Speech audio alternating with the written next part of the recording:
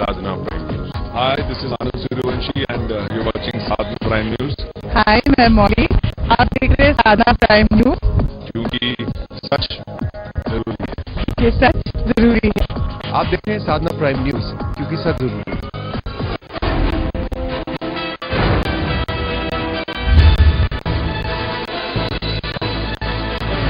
आप देख रहे हैं साधना प्राइम न्यूज, क्योंकि सच जरूरी है।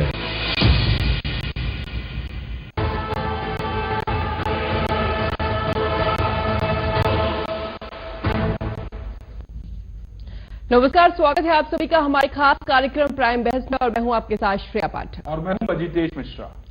उत्तर प्रदेश में बिजली की किल्लत झेल रहे लोगों को इससे फिलहाल निजात मिल पाना मुश्किल नजर आ रहा है। मानसून की कमी से जहां प्रदेश में सूखे जैसे हालात पैदा हो गए हैं, वहीं ऐसे हालातों से निपटने के लिए ग्रामीण इलाकों में सिंचाई के लिए अतिरिक्त बिजली उपलब्ध कराई जाएगी और इसके लिए शहरों की बिजली में कटौती होगी। और आज हम अपने खास कार्यक्रम प्राइम बहस में इसी मुद्दे पर चर्चा करेंगे कि किसी और का घर रोशन करने के लिए किसी और के घर को क्यों अंधेरे में रखा जा रहा है। और इस खास चर्चा में हमारे साथ बहुत ही खास मेहमान जुड़े हुए हैं। हमारे साथ मौजूद हैं नोएडा स्टूडियो में कांग्रेस के नेता राजेंद्र अवाना जी। इसके अलावा हमारे साथ राष्ट्रीय महामंत्री हैं बीजेपी के दिनेश दुबे जी। साथ ही हमारे साथ हैं शैलेंद्र दुबे जो कि अध्यक्ष हैं एआईपीईए के, और हमारे साथ महासचिव भी हैं यूपीपीईए के डीसी दीक्षित साहब, और साथ ही साथ वरिष्ठ पत्रकार मनोज सामना भी हमारे साथ हैं। और उन सभी मेहमानों का स्वागत करते हुए चले करते हैं अपने खास कार्यक्रम की शुरुआत।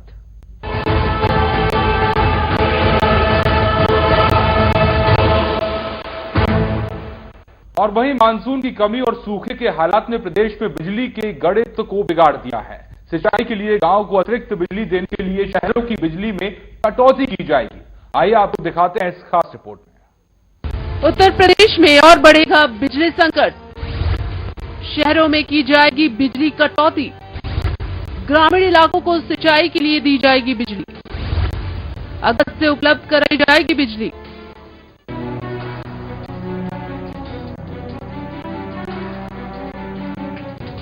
उत्तर प्रदेश में मानसून की सुस्ती ने सूखे जैसे हालात पैदा कर दिए हैं। वहीं प्रदेश में बिजली का संकट चरम पर पहुंच चुका है। शहरों में बिजली की कटौती से लोगों में हाहाकार मचा हुआ है, तो गांव और देहातों में कई घंटों बिजली न रहने से सिंचाई व्यवस्था पूरी तरह से ठप है। प्रदेश में सूखे की स्थिति से निपटने के लिए ग्रामीण इलाकों में ज्यादा बिजली देने का फैसला किया गया है, जिसके चलते अगले महीने से शहरों में और ज्यादा बिजली कटौती की मार झेलनी पड़ सकती है। आपको बता दें कि प्रदेश में बिजली की मांग का आंकड़ा पहले ही 13,000 मेगावाट को छू चुका है, तो ऊपर से ग्रामीण इलाकों में सिंचाई के लिए बिजली की ये मांग 14,000 मेगावाट तक पहुंचने की आशंका है।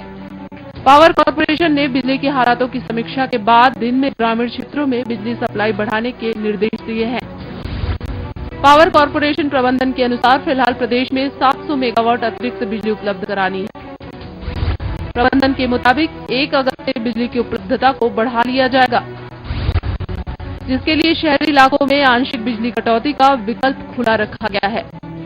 यानी जहां एक और प्रदेश में पहले से बिजली की किल्लत ने लोगों का जीना मुहाल किया हुआ, वहीं शहरों में और ज्यादा बिजली कटौती लोगों के लिए खासी परेशानी का सबब बन सकती है।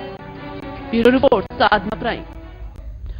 तो उत्तर प्रदेश में अगर हम बात करें गर्मी के मौसम की, तो सबसे बड़ा मुद्दा बिजली संकट बनता है जब भी गर्मी का मौसम आता है। इस बार भी इस तरह के हालात बन रहे हैं, लेकिन उससे बड़ी चर्चा का विषय जो खड़ा हुआ है वो ये है कि सरकार ये फैसला ले रही है कि जब गांव में जिस तरह के हालात पैदा हुए हैं, सूखे जैसे हालात उत्तर प्रदेश में हैं, उस सूखे जैसे हालात से निपटने के लिए अब जो शहर में बिजली होती थी उसको गांव में ट्रांसफर किया जाएगा। इससे आप अंदाजा लगा सकते हैं कि पहले से ही शहरों में बिजली नहीं है और अब जो शहरों में बची कुची बिजली है वो भी शहरों से छीनकर गांव को दे दी जाएगी। और इस पर क्या अब चर्चाएं हो रही हैं, उस पर आज हम बातचीत करेंगे अपने खास कार्यक्रम प्राइम बहस में। और चर्चा की शुरुआत में सबसे पहले करना चाहूंगी शैलेंद्र दुबे जी से, जो कि all India power engineering association के अध्यक्ष हैं। स्वागत है शैलेंद्र जी आपका। सबसे पहले हम आपसे ये समझने की कोशिश करेंगे कि इस फैसले से किसका लाभ होगा।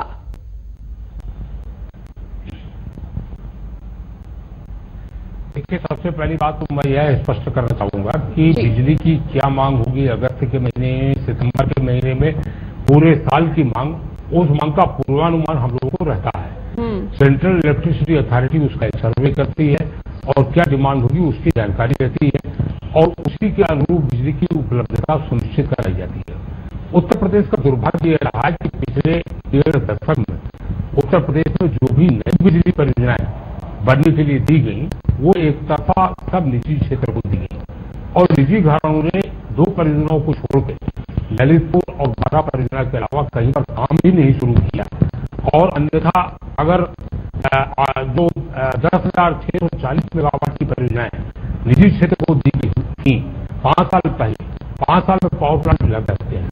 अगर उन्हें आधी परियोजनाएं भी आज लग गई होती तो उत्तर प्रदेश बिजली के मामले में 7% होता। लेकिन आज हालात ये है कि उत्तर प्रदेश का अपना बिजली उत्पादन थर्मल का लगभग 3,000 मेगावाट। शैलेंद्र जी, आपकी जितनी भी बातें हमने सुनी है, मेरे ख्याल से उसका ये अर्थ हमें निकालना चाहिए कि जो गलतियां सरकार ने की हैं उसका खामियाजा यहाँ जनता भुगत रही है। क्योंकि अगर वक्त रहते उन पावर कॉर्पोरेशन पर ध्यान दिया गया होता कि वो किस तरह से बिजली को बना रही है तो शायद आज ये स्थिति नहीं बनती। और इस पर हम राय लेना चाहेंगे। दिनेश दुबे साहब है हमारे साथ। दिनेश जी, उत्तर प्रदेश में बिजली का संकट एक बार फिर से खड़ा हो गया और इस बार चर्चा का विषय नया है। मैडम, किसानों की रुपाई चल रही है। किसान को बिजली चाहिए, बिजली से पानी मिलेगा। किसानों की रुपाई पूरी तरह से ठप है। उत्तर प्रदेश सरकार ने दावा किया था कि हम किसानों को 24 घंटा बिजली देंगे, गांव के किसान के लिए बिजली मिलेगी, लेकिन ये सरकार झूठेबाजी में पूरी तरह से फेल है। झूठा वादा इसने किया और झूठा वादा जो जनता उसका जवाब देने के लिए। दिनेश जी, देखिए, इस तरह से तो आप अपनी जिम्मेदारी से भागेंगे। अगर आप ये कहते हैं कि उत्तर प्रदेश की सरकार धोखा दे रही तो धोखा आप पर भी ये आरोप लगना चाहिए, क्योंकि नरेंद्र मोदी ने भी वादा किया था कि जो बुनियादी सुविधाएं हैं वो हम लोगों को देने की कोशिश करेंगे और बिजली भी उनमें से एक ही है। मोदी सरकार इनको एक अलग मंच ऐलान किया है। उसका जो भी कोयला मिलता है डायरेक्ट उत्तर प्रदेश सरकार के पास आता है, लेकिन उत्तर प्रदेश सरकार कोयला लेना नहीं चाहती, बिजली लेना नहीं चाहती। उत्तर प्रदेश सरकार मोदी सरकार से बिजली खरीदना नहीं चाहती और पीयूष गोयल जो हमारे मिनिस्टर हैं उनसे संपर्क स्थापित करके उसे बातचीत करके इस बिजली का हल कैसे निकले इस पर कोई यह सरकार निर्णय नहीं लेना चाहती। यह सरकार मोदी सरकार से कोई लाभ नहीं लेना चाहती, मोदी सरकार का कोई सहयोग नहीं करना चाहती, मोदी सरकार से कोई बिजली की मांग नहीं करती है। मोदी सरकार इनको बिजली देना चाहती है, लेकिन यह सरकार बिजली लेना नहीं चाहती है। तो जब बिजली नहीं बिजली देंगे कहां से? इनकी तो आवश्यकता की पूर्ति नहीं हो पा रही है। उत्तर प्रदेश सरकार बिजली जब लेगी नहीं तो गांव का विकास नहीं होगा, गांव में बिजली नहीं आएगी, शहर में बिजली नहीं आएगी, जनता त्रस्त होगी, जनता परेशान होगी। यह कठिनाई बहुत भयंकर है। इस कठिनाई को दूर करने के लिए उत्तर प्रदेश सरकार को पहल करनी चाहिए और मोदी सरकार से बातचीत करके बिजली खरीदना चाहिए। यही इसका हल और दूसरा कोई हल नहीं है। ठीक है, हमारे साथ राजेंद्र रवाना नेता कांग्रेस से बने हुए हैं। राजेंद्र जी, आपसे जानना चाहते हैं, आपने दोनों ही पक्षों को यहाँ पर सुना, जिस तरीके से बिजली की कटौती है और कमी है उसको सरकार को ध्यान देना चाहिए, और बीजेपी का आपने पक्ष सुना कि दरअसल कोयले की जो माइंस है वो अलॉट की गई है, कई अरब, यहाँ पर 1 अरब की बात हो रही है, लेकिन सरकार उत्पादन करना नहीं चाहती। उनका कहना ये है। यहाँ पर अगर हम देखें, क्या उत्तर प्रदेश इस वक्त जो बिजली की कटौती है वो प्रदेश में कोई और सरकार और केंद्र में कोई और सरकार इसकी मार झेल रहा है, जो कि यूपीए के समय भी होता आया है? बिल्कुल सही कहा आपने मिश्रा जी कि उत्तर प्रदेश के अंदर जो पावर का उत्पादन है, जो बिजली का उत्पादन है वो पूर्ण नहीं है। तो मैं समझता हूं कि जो भारतीय सरकार है, जो भाजपा की सरकार है, उनका दायित्व बनता है कि जो स्टेट हैं, जो प्रदेश हैं जिनके अंदर बिजली की आपूर्ति कम है उनको बिजली उपलब्ध कराई जाए। दूसरा यह है कि उत्तर प्रदेश की जो सरकार है उन्होंने कभी बिजली के बारे में, कोई पावर प्लांट लगाने के बारे में इतने दिन से पहल नहीं की है। जो पहल की थी उन्होंने पिछले शासन में अपने यहाँ पहल की थी, वो भी निरस्त कर दिया गया है। 10 साल उसको दिया गया, समय दिया गया, वहां पर पावर प्लांट नहीं लगाया, वो सब कैंसिल हो गया है। दूसरे मैं आपको आंकड़ों के अनुसार बताना चाहता हूं कि जिला हमारा जिस तरह गौतम बुद्ध नगर है, इसके अंदर जो रोस्टर प्रतिदिन के हिसाब से 10 घंटे की बिजली उन्होंने मुझे दिखाया गया आरटीआई के माध्यम से कि 10 घंटे की कटौती की गई है। दूसरा ये कि यहां से जो राजस्व प्राप्त होता है वो एक तरफ है जो कमर्शियल है उससे होता है 956 करोड़ रुपए। दूसरी तरफ यहाँ पे जो घरेलू बिजली है उसका इनको यहाँ से राजस्व प्राप्त होता है 31 करोड़ 55 लाख रुपए। तो मैं समझता हूँ कि यहाँ हम जब बिजली का पैसा देते हैं आप लोगों को, जब सरकार को कि यहाँ पे हमको पूर्ण बिजली क्यों नहीं मिलती। जब नोएडा को बसाया गया था तो तब ये सरकारों ने वादा किया था कि यहाँ पर 24 घंटे बिजली आपको दी जाएगी, तब नया शहर बसाया गया था। आज ये नई टाउनशिप बनाने की कोशिश कर रहे हैं और यहाँ पर नए उत्पादन लगाने की बात कर रहे हैं, लेकिन बिजली का उत्पादन कब पूरा होगा? बिजली की जिम्मेवारी प्रदेश सरकार की बनती है। सबसे पहले वो बिजली की आपूर्ति पूरी करें। आप कहां पर कटौती करोगे, किसका पेट काटोगे, किसके यहाँ पर बिजली सप्लाई करोगे, आप किसके घर में अंधेरा करोगे? तो किस तरह से उत्पादन होगा? राजेंद्र जी आपके पास हम दोबारा से आएंगे। शैलेंद्र दुबे साहब हमारे साथ है। शैलेंद्र जी, जो बात आप कह रहे थे कि कहीं ना कहीं राज्य सरकार फेल रही है, जो पहले के पावर प्लांट हैं उनकी रखरखाव है, उनकी देखरेख में, और इसी का नतीजा है कि आज हम बिजली को मोहताज हैं।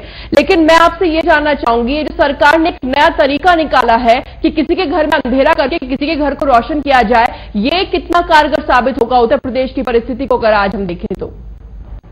देखिए, कोई नया तरीका नहीं है। उत्तर प्रदेश में बिजली का संकट है। मैंने कहा पिछले 2 दशक से ये संकट है। संकट दिन प्रतिदिन बढ़ रहा है। संकट बढ़ने का मुख्य कारण निजी घरानों पर अति निर्भरता है। निजी घरानों ने बिजली घर लगाए नहीं, बिजली की मांग हर साल बढ़ रही है।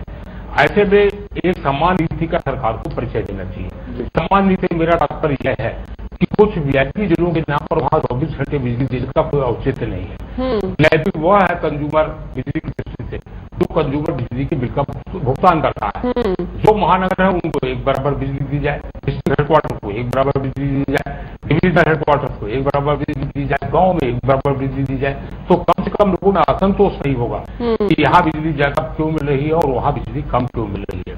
लेकिन सवाल सबसे बड़ा यह है कि सरकार अभी भी अपनी ऊर्जा नीति में परिवर्तन नहीं कर रही है। तो जो आज हालात हैं, आने वाले साल में ये हालात और बिगड़ने वाले हैं। जी 12वीं पंचवर्षीय योजना के अंत में 2017 में 23,000 मेगावाट से अधिक बिजली की मांग होगी। कहां से आएगा 23,000 मेगावाट? जी तो आज जो बिजली का संकट 2,000 से 3,000 मेगावाट का है, यह संकट 2 साल के बाद 5,000 से 7,000 मेगावाट का हो जाएगा।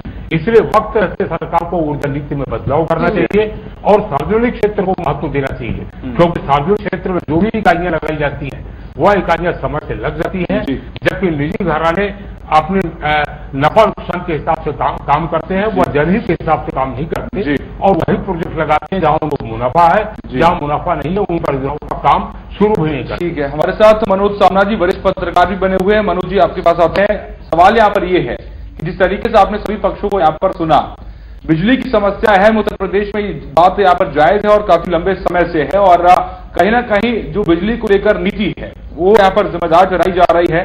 केंद्र पर आरोप है कि बिजली नहीं देता है और प्रदेश की सरकार कहती है कि उत्पादन करेंगे, लेकिन उत्पादन के लिए पर्याप्त संसाधन नहीं।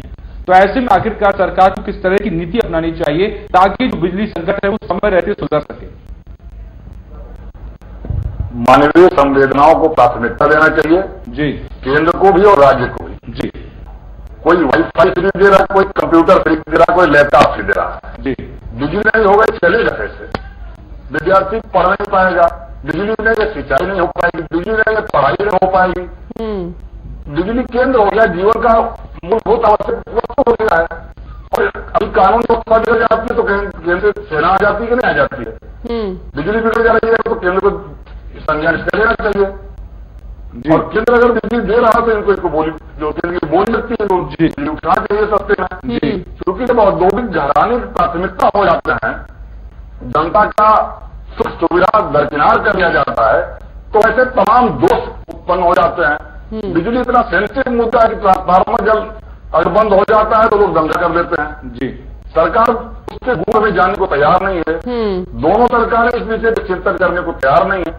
दोनों तकनीकी रूप में एक दूसरे के ऊपर मामले को डाल के और कहीं ना कहीं इस विषय में दोनों भाग रही हैं। दोनों को यह तय करना पड़ेगा कि जनता की प्राथमिकता क्या है, जनता को सुविधा कहाँ मिलेगी, सुख कहाँ मिलेगी, उस पर जब तक नहीं केंद्रित होंगे तब तक कोई समाधान नहीं। तो बिजली एक बहुत बड़ा सेंसिटिव मुद्दा है और जिस तरह से कहा मनोज जी ने कि उन्होंने बिल्कुल सही कहा है कि सरकार को समझना होगा कि लोगों की बुनियादी सुविधाएं क्या हैं। राजेंद्र रवाना जी भी हमारे साथ हैं। राजेंद्र जी, अभी शैलेंद्र जी ने भी ये बात कही थी कि जो कहा यह जाता है कि जो वीआईपी एरिया है वहां पर पूरे पूरे दिन बिजली दी जाती है और इससे लोगों में भी कहीं भेदभाव की जो हम एक जो नींव स्थापित कर देते हैं वो गलत होती है। लेकिन इसी बीच एक रोचक आंकड़ा ये भी है कि जिन जगह पर सबसे ज्यादा बिजली दी जाती है वीआईपी कल्चर के नाम पर। फिर जब हम आजमगढ़ ले लें, मैनपुरी ले लें, इसके अलावा जो आसपास के जिले हैं वो, यहाँ पर बिजली चोरी भी सबसे ज्यादा होती है, बल्कि साल दर साल ये आंकड़ा बढ़ता जा रहा है। 2009 में जहां ये आंकड़ा 44% था, अब 2015 में आते आते ये 58% हो गया है। जी, मेरे से पूछा आपने? जी राजेंद्र, आपसे पूछा। एक तो बिजली की जो उत्पादनता है, उत्पादक जो है वो बहुत कम है। 50% भी उत्तर प्रदेश को बिजली नहीं है जो लोगों को देनी है। यहाँ पर लगभग जो है 14,000 मेगावाट बिजली की उत्पादन की क्षमता चाहिए जो बिजली की आपूर्ति हो। लेकिन कुछ जिले ऐसे हैं, जैसे एटा है, फिरोजाबाद है, मैनपुरी है, इटावा है, ये प्रदेश सरकार के अपने जिले हैं जहां पर 24 घंटे बिजली दी जाती है और वहां पर राजस्व मुझे लगता है शून्य आता है। यही तो मैंने आपको बताया कि निलामों का रोचक आंकड़ा यही है कि यहाँ पर बिजली चोरी भी सबसे ज्यादा होती है। मैं बता रहा हूं आपको कि यहाँ पर राजस्व का मतलब है कि जीरो, यहाँ पर राजस्व नहीं प्राप्त होता। लेकिन जब आपने नोएडा बसाया था, जब आपने ये शहर बसाए थे, तो तब आपने वादा किया था कि हम 24 घंटे बिजली देंगे। लेकिन आज यहाँ पर नोएडा जैसे शहर में, लखनऊ जैसे शहर में 10-10 घंटे की कटौती दी जा रही है, बिजली कटौती की जा रही है। तो बिजली की आपूर्ति नहीं होगी तो कैसे होगा? कैसे आपके उद्योग चलेंगे? कैसे आपके सिंचाई का माध्यम जो है, कैसे सिंचाई की आपके पूर्ति होगी? कैसे किसानों की सिंचाई होगी? तो ये कई मुद्दे ऐसे हैं, जब तक आप बिजली नहीं लोगे, उत्पादन नहीं करोगे या केंद्र सरकार से बिजली नहीं लोगे, तो आपका बिजली का जो टारगेट है वो पूरा वो बिल्कुल बना रहेगा। दिनेश जी, आखिरकार जिस तरीके से यहाँ पर सवाल उठ रहे हैं, आखिरकार जो केंद्र है उत्तर प्रदेश के साथ तो सामंजस्य बैठाकर इस समस्या को हल करने के लिए आगे नहीं बढ़ता है। दरअसल लोकसभा चुनाव का अगर हम जिक्र करें तो प्रचार के समय काफी बड़े बड़े दावे किए गए थे, और आखिरकार अब वो बिजली कहां है? आखिरकार उत्तर प्रदेश में जिस तरीके की बीजेपी पर आरोप लग रहे हैं कि प्रदेश के साथ दुर्व्यवहार हो रहा है या सौतेला व्यवहार हो रहा है, आखिरकार क्यों? प्रदेश सरकार निजी कंपनियों से बिजली लेना चाहती है, लेकिन मोदी सरकार से बिजली लेना नहीं चाहती है। मोदी सरकार की बिजली सस्ती है और जो निजी कंपनियों से बिजली ले रहे हैं वो महंगी है। लेकिन सरकार जब बिजली लेगी नहीं तो मोदी सरकार देगी क्या? मोदी सरकार तो जनता के लिए प्रतिक्षण चिंतित है और बिजली के लिए सारी व्यवस्था कर रखी है। अलग से एक माइंस भी लाट है, अलग सारा इनकी व्यवस्था की गई है कि बिजली की कोई दिक्कत न पड़ने पर। लेकिन यह सरकार जरा सा भी बिजली लेने के लिए प्रयास नहीं करती है, न बिजली मांगती है भारत सरकार से। तो भारत सरकार को बिजली देगी कहाँ से? और जो रवि वीआईपी क्षेत्र की बात है तो कर दे, जी मैनपुरी का कर दे, इटावा का कर दे, कन्नौज का कर दे, कानपुर के औरैया कर दे, लेकिन करते नहीं है। ये करते हैं किसानों की बिजली, गांव में रहने वाला किसान इसमें परेशान है, शहर में रहने वाले विद्यार्थी परेशान है, उनकी पढ़ाई नहीं हो रही है, उनकी परीक्षा चल रही है। ये सरकार बिजली लेना नहीं चाहती तो बिजली कैसे दें? जी, संघीय ढांचे के अनुसार तो बिजली देने की जिम्मेदारी राज्य सरकार की है। राज्य सरकार से बिजली लेगी नहीं तो जनता को देगी कहां से? दिनेश जी, आप यहाँ पर अपनी पीठ तो बहुत जोर से थपथपा रहे हैं कि कहीं ना कहीं केंद्र सरकार तो बिजली देना चाह रही है लेकिन राज्य सरकार नहीं ले रही है। वहीं राज्य सरकार का ये आरोप होता है कि केंद्र सरकार हमें बढ़े हुए दाम में बिजली जब दे रही है तो हम आखिरकार केंद्र सरकार से ये क्यों लेने लग गए? इस पर भी हम चर्चा करेंगे। वहीं उत्तर प्रदेश के बुंदेलखंड के लोगों का बिजली कटौती पर क्या कुछ कहना है, आइए आपको सुनवाते हैं। खासकर बुंदेलखंड में 10 से 12 घंटे ही लाइट दी जाती है, उसमें भी फाल्ट के नाम पे घंटे 2 घंटे कटौती हो जाती है, यानी कि 7-8 घंटे लाइट रहती है और इंतजाम जानमास त्रस्त है। कभी दिन भर नहीं रहती, कभी रात भर नहीं रहती, यहाँ तक कि 12 घंटे बत्ती आना भी दोपहर रहता है। लोग क्या कुछ कह रहे थे, किस तरह से परेशान है वो बिजली कटौती को लेकर, आइए अब आपको सुनवा देते हैं बुंदेलखंड के किसान नेता और विद्युत अभियंता का क्या कुछ कहना है। बिजली तो यहाँ जो बहुत कम है जो मिलती है, कभी कभी ये जो 2-4 दिन में 1 दिन के लिए आ गई तो आ गई और नहीं तो कभी फाल्ट रहती है तो बिल्कुल नहीं मिलती है लोगों को। लेकिन यहाँ पर रेट भी है जो यहाँ पर बुंदेलखंड में कई गुना ज्यादा है पूरी यूपी से। जैसे आपको बता दें कि यहाँ पर बुंदेलखंड में 180 रुपया है जो हॉर्स पावर लगता है निजी नलकूपों के ट्यूबवेलों के कनेक्शनों को। कुछ परेशानी ये थी कि जितने भी पावर जनरेशन के स्टेशन थे, तो हमने आपको उत्तर प्रदेश के बुंदेलखंड में रहने वाले किसानों की आवाज सुनाई, हमने वहां रहने वाले इंजीनियर की आपको आवाज सुनाई। वो बुंदेलखंड जहां पर हुक्मरान जाते हैं वोट बैंक की राजनीति करने के लिए, लेकिन वहां के लोग किस तरह से बिजली समस्या को लेकर परेशान है इससे कोई भी दो चार नहीं होना चाहता। हमारे साथ डीसी दीक्षित साहब जुड़ चुके हैं, महासचिव है यूपी पीईए के। स्वागत है दीक्षित साहब आपका हमारे खास कार्यक्रम में। सबसे पहले मैं आपसे यही जानना चाहूंगी कि चर्चा में अभी थोड़ी देर पहले दिनेश दुबे जी जो कि बीजेपी के नेता हैं, उनका ये कहना था कि केंद्र सरकार उत्तर उत्तर प्रदेश को बिजली देना चाहती है और हमेशा कहती रहती है कि आप हमसे बिजली लो, हम दूर करेंगे उत्तर प्रदेश में बिजली की समस्या। लेकिन राज्य सरकार का ये कहना है कि केंद्र सरकार उन्हें बढ़े हुए दामों में बिजली दे रही है। तो आखिरकार अगर केंद्र उन्हें बढ़े हुए दामों में बिजली देगी तो वो क्यों बिजली लेने लगे केंद्र सरकार से? क्या वाकई में इस तरह की स्थिति हो सकती है केंद्र और राज्य सरकार के बीच में? हम आपको बताना चाहेंगे कि हमारी जो ट्रांसमिशन लाइनें हैं सेंट्रल से बिजली लेने के लिए 6000 मेगावाट तक बिजली ले सकती हैं और मैक्सिमम लिमिट 6400 है इमरजेंसी के केस में। इसके बाद भी अभी हम देख रहे थे 6200 मेगावाट बिजली हमें केंद्र से मिल रही है। ये आरोप लगाना सरासर गलत है कि केंद्र सरकार हमें बिजली नहीं दे रही है। हम तो कहेंगे केंद्र सरकार को धन्यवाद दीजिए, जो पिछली साल बिजली नहीं मिलती थी इस साल केंद्र सरकार भरपूर बिजली दे रही है। लेकिन हमारा जो ट्रांसमिशन नेटवर्क कमजोर है उसको केंद्र सरकार और उत्तर प्रदेश सरकार को मिलकर के ठीक करना होगा। जो पावर ग्रिड के सब स्टेशन है और हमारे उत्तर प्रदेश के सब स्टेशन है ट्रांसमिशन के, उनकी कनेक्टिविटी बढ़ानी चाहिए। मुरादनगर में और सहारनपुर में जो सब स्टेशन बने हैं पावर ग्रिड के, उनको कनेक्ट करना चाहिए ताकि हम 2000 मेगावाट बिजली और ले सके। और आगरा ग्वालियर की जो ट्रांसमिशन लाइन है उसमें अगर ठीक हो जाएगा, उसमें कुछ एनवायरमेंट का क्लियरेंस नहीं था, तो पीयूष गोयल साहब पिछली बार आए थे अभी, तो वो क्लियरेंस हो गया है। 3-4 महीने के अंदर वो क्लियरेंस हो जाएगा और ये काम शुरू हो गया है। 800 मेगावाट बिजली हम बाहर से और ले सकेंगे, यानी 2.5 रुपए यूनिट की बिजली एक्सचेंज से हमें मिलती है। लेकिन हम इस समय ले नहीं पा रहे हैं क्योंकि हमारी लाइनों की कैपेसिटी नहीं है। ठीक है दीक्षित जी, यहाँ पर सरकार ये भी कहती है जी, दीक्षित जी सरकार यहाँ पर ये भी कहती है कि वो उत्पादन बढ़ाएंगे। यहाँ पर सवाल ये उठता है कि आखिरकार उत्पादन को बढ़ाने के लिए सरकार कितना तैयार है और खास तौर पर जो इंतजामात हैं वो कितने पुख्ता है इस वक्त?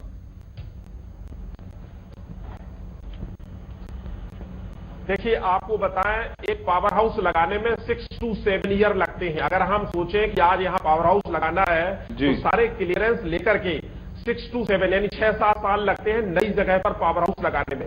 लेकिन जो हमारी पुरानी परियोजनाएं उत्तर प्रदेश के सरकारी क्षेत्र में चल रही है, ओबरा, अनपरा, पनकी, पारीक्षा, हरुआगंज, अगर यहाँ पर परियोजनाएं लगाई जाए तो ये 3 से 4 साल में परियोजना लग जाएंगी, क्योंकि वहां पर पानी की उपलब्धता है, कोयले का लिंकेज है, पर्यावरण का क्लियरेंस है, यही सब चीजें तो चाहिए नया पावर हाउस लगाने के लिए। लेकिन सरकार ये सोचती नहीं है। और आपको बताना चाहेंगे कि सरकारी क्षेत्र में जो हमारे पावर हाउस है उनमें जनरेशन कॉस्ट 3.25 रुपए है, मात्र 3.25 रुपए में बिजली मिलती है। और ये ललितपुर में जो पावर हाउस लगाया गया है इसकी कॉस्ट 8 से 10 रुपए पर यूनिट, यानी महंगी बिजली लेने के लिए करार किए जा रहे हैं। पिछली मायावती सरकार ने 10,340 मेगावाट के एग्रीमेंट किए थे, जिसमें सिर्फ 12 में 660 की एक मशीन अभी आने वाली है और यहां पर ललितपुर में 660 की 2 मशीनें ये आएंगी। लेकिन इसमें ट्रांसमिशन लाइन हमारे पास नहीं है, इस समय ट्रांसमिशन लाइन नहीं है तो समस्या उससे भी बड़ी है जितनी वो नजर आ रही है। राजेंद्र अवाना जी भी हमारे साथ हैं। राजेंद्र जी, जो तस्वीर हमें दीक्षित साहब दिखाने की कोशिश कर रहे हैं, इस तस्वीर को देखने के बाद तो हम एक सरकार को जिम्मेदार नहीं ठहरा सकते। इससे पहले बसपा की सरकार थी, वो भी इतनी जिम्मेदार है, उससे पहले सपा की सरकार थी, वो उससे भी ज्यादा जिम्मेदार है। मुझे लगता है कुछ सरकार का पक्ष रखने की कोशिश कर रहे हैं, बचाव करने की कोशिश कर रहे हैं, लेकिन ऐसा नहीं है। जब पावर प्लांट लगाए जाते थे तो इतने दिन हो गए आप लोगों को पावर प्लांट लगाने से। 10 साल आपने रिलायंस को जमीन देकर रखी है लेकिन पावर प्लांट नहीं लगा। 10 साल बीत गए, आज वो कैंसिल हो गया है जी। लेकिन जो बिजली डिपार्टमेंट जो पैनल बॉक्स है इनके, जो बिजली स्ट्रक्चर जो खड़ा कर रखा है इन्होंने, वो इतना जर्जर हो चुका है कि उसमें बिजली सप्लाई नहीं हो सकती।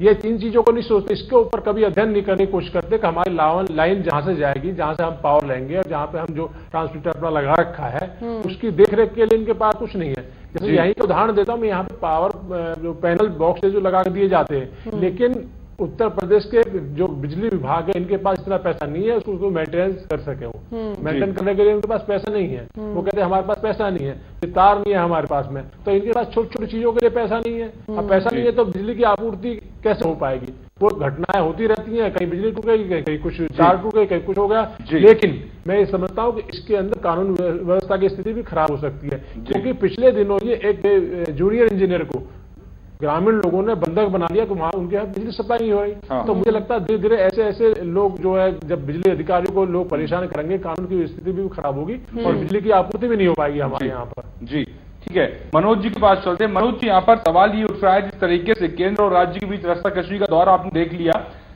तमाम चीजें थी और टेक्निकल टर्म्स थे वो भी यहाँ पर समझ लिए, लेकिन इस बीच सवाल यहाँ पर ये उठता है कि क्या इसी तरह से चलता रहेगा और सरकार के द्वारा जो कोशिशें की जा रही हैं, कहा जा रहा है कि 2016 के अंत तक जाकर जो स्थिति है वो सुधर जाएगी, या 2016 के मध्य में जाकर स्थिति को काफी कुछ सुधार किया जा सकता है?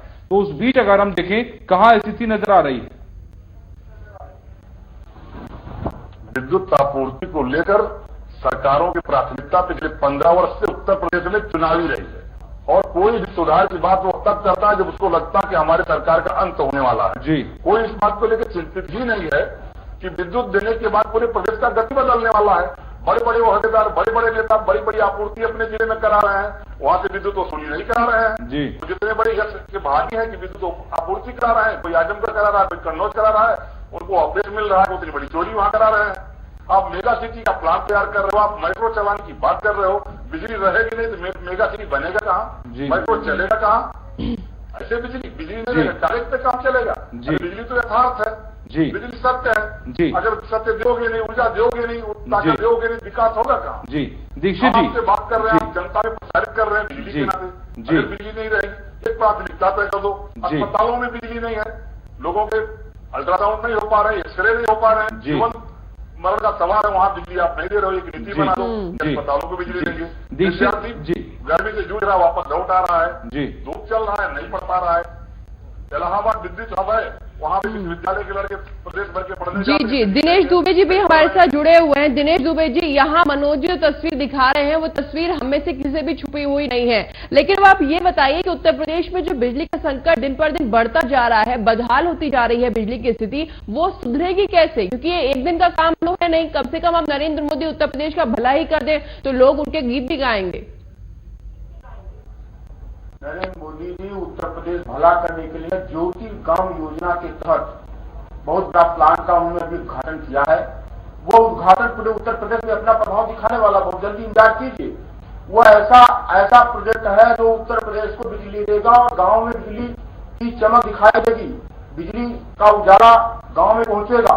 लेकिन यह सरकार कुछ करने वाली नहीं है, केवल 2017 के लिए चुनाव की चिंता, घोषणा, सिलेबाजी ये सरकार कर रही है। सरकार केवल बार बार ये मोदी सरकार को बदनाम करने की साजिश कर रही है, जबकि अभी हमारे अभियंता जी ने बताया कि हमें जितनी बिजली चाहिए उतनी केंद्र सरकार दे रही है। ये सरकार बार बार कह रही है कि हमें बिजली केंद्र सरकार से नहीं मिल रही है। ये सरकार केवल मोदी सरकार को किसी न किसी तरह से बदनाम करने की साजिश रचती है और कोई काम नहीं करती। इसको जनता का न दुर्दर्द है, न इसको जनता के दुर्दर्द से कुछ लेना देना है। यह सरकार जब चुनी गई थी तब झूठे वादे की थी और झूठे वादों के साथ अब जाने वाली है। तो वर्तमान समय जो स्थिति है, मोदी सरकार पूरी तरह से उत्तर प्रदेश के गांव पे शहर पे नजर बनाए हुए है और आने वाले समय में देखिएगा यह गांव को बिजली मिलेगी और शहर को बिजली मिलेगी। जी, ठीक है दिनेश जी, लेकिन यहाँ पर सवाल ये भी उठता है कि प्रदेश की अगर हम जरूरत की बात करें और खासतौर पर आंकड़ों पर नजर डालें तो लगभग 14,000 मेगावाट का यहाँ पर जिक्र किया जाता है, और जबकि केंद्र का जब जिक्र होता है तो कुछ 3,000 मेगावाट यहाँ पर बिजली दी जाती है। और वो भी प्रदेश सरकार का कहना है कि वो जो 3,000 मेगावाट कुछ बिजली दी जाती है वो भी 3 गुने और 4 गुने दामों में दी जा रही है। देखिए वो बोली पे बिजली मिलती है। भारत सरकार पूरी तरह से अपना नियम कानून बना रखी है, उसके अनुसार बिजली मिलती है। इनको बिजली ठीक से मिला इसकी चिंता होनी चाहिए। जो सरकार है ये कहती है कि हमको बिजली महंगी दे रहे हैं, लेकिन भारत सरकार की जो बिजली है बोली की आधार मिलती है और जितने भी खरीदार हैं वो लेते ही हैं। भारत सरकार की बिजली तो बिक रही है ना, भारत सरकार की बिजली खाली तो कोई नहीं है।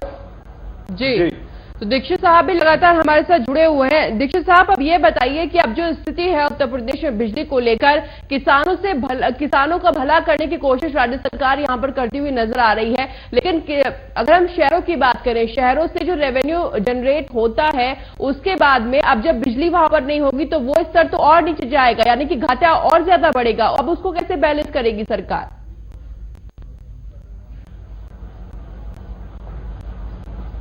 देखिए, रेवेन्यू कलेक्शन के लिए स्टाफ की जरूरत है, अधिकारियों की जरूरत है। आपको बताना चाहेंगे कि एक जमाने में यानी करीब 10-15 साल पहले हमारे यहाँ 1 लाख अधिकारी और कर्मचारी होते थे पूरे बिजली विभाग में। जी। आज की तारीख में सिर्फ 35,000 है, यानी 35,000। 65,000 लोग रिटायर हो गए हैं, नई कोई भर्ती नहीं हुई है। नए पदों के सृजन की फाइल पिछले 8 महीने से पेंडिंग में पड़ी है। माननीय मुख्यमंत्री जी को कई बार टीवी चैनलों पे हमने जो है रिक्वेस्ट किया है, लेकिन आज भी ध्यान नहीं दिया जा रहा है। अगर नई भर्ती हो जाएगी तो नया स्टाफ तैयार होने में 4-6 महीने लगेंगे। तो